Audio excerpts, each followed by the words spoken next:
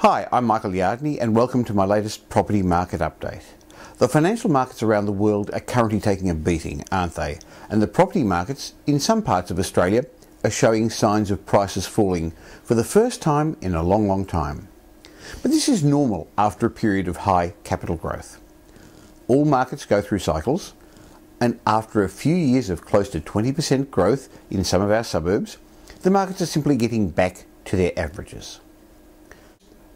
One of the biggest mistakes that many property investors make is they forget history.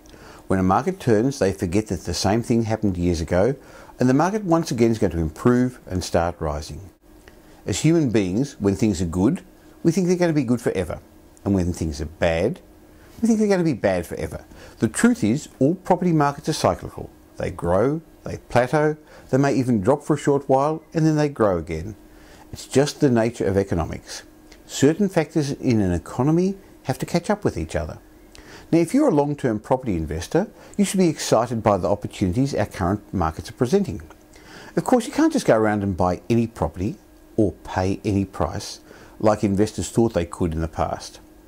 In this very different financial era, to be a successful property investor, you're going to need to develop new strategies or adapt your existing ones to meet the new factors posed by our cyclical market. I foresee a generally flat property market over the next few months and probably for the first half of 2009. But I also see some great opportunities. Look, with rising rents, falling interest rates, and the ability to buy a bargain from some very motivated vendors, the type of bargain we haven't seen for the last few years, you know, those times when the market was really strong and there was lots of competition. Well, in these new times, I know many investors are enjoying the type of yields they haven't experienced in a long time. Some are no longer negatively geared, something that hasn't been possible for a while if you bought good capital city properties. My strategy for this time in the cycle really is to continue what I've been talking about and doing personally for years. Number one, buy the right property, the right type of property that has got an element of scarcity. That's always going to make it appealing to owner-occupiers, and they're the ones that push up prices, aren't they, as well as to tenants. Number two, buy at the right price. Now currently this is buying below market, at the type of price that even if property values fall in another 5-10%, and I don't think they're going to in most areas, a price where you'll be covered. Number three, buy in an area that's always outperformed the market. And lastly, only buy a property to which you can add value, one where you can manufacture some capital growth through renovations or redevelopment. What about falling property values, Michael, you could be asking? Property markets across Australia have actually generally held up pretty well, and the latest statistics suggest that property prices aren't falling, but they obviously are adjusting to decreased market sentiment. Sure, the value of some properties have fallen, and this has particularly occurred in the more expensive suburbs where there are more properties for sale and fewer buyers. I think the same thing is going to happen in many holiday locations over the summer months. Prices will fall as fewer buyers bid for the properties on the market. And I also see property values falling in rural areas.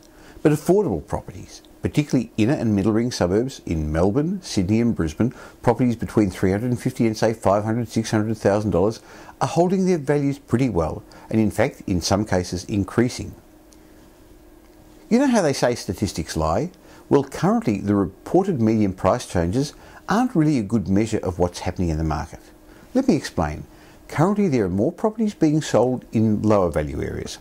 This creates a statistical anomaly which results in lower reported median sale prices and leads people to believe that property values are falling more than they actually are. Look, just like last year, the median price in the suburb where Pam and I live went up by 50%. But this didn't mean that all properties in the area increased by 50%. Our property didn't increase by 50%. What it did mean, though, was during the boom, the higher-end properties sold well and they dominated the market. Now, currently, the economic crisis is causing some problems for our nation and our finances. We're experiencing a downturn in the economy, but that's natural. It's part of the cycle, and it's not the end of capitalism, and it's not the bankruptcy of Australia. I remember reading or hearing the same doom and gloom procrastinators in the early 90s and again in the early 80s. They said it was the end of capitalism, the end of the world as we know it. Our property markets would collapse forever. It didn't happen then, and it's not going to happen now. The problem with bad news is that, for some perverse reason, people like negativity and the press loves negativity. So what am I doing now? I'm going to continue investing the same way I've always done. I'm going to continue looking for opportunities. I'm going to be financially responsible and do what I can to educate others and share my experiences through this e-magazine, through my webcasts and through my seminars.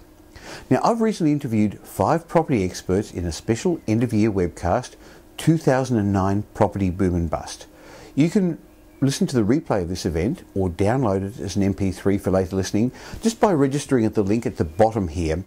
I even have 4 free bonuses waiting for you, some end-of-year reading and listening to help educate you. What's the future going to hold for you?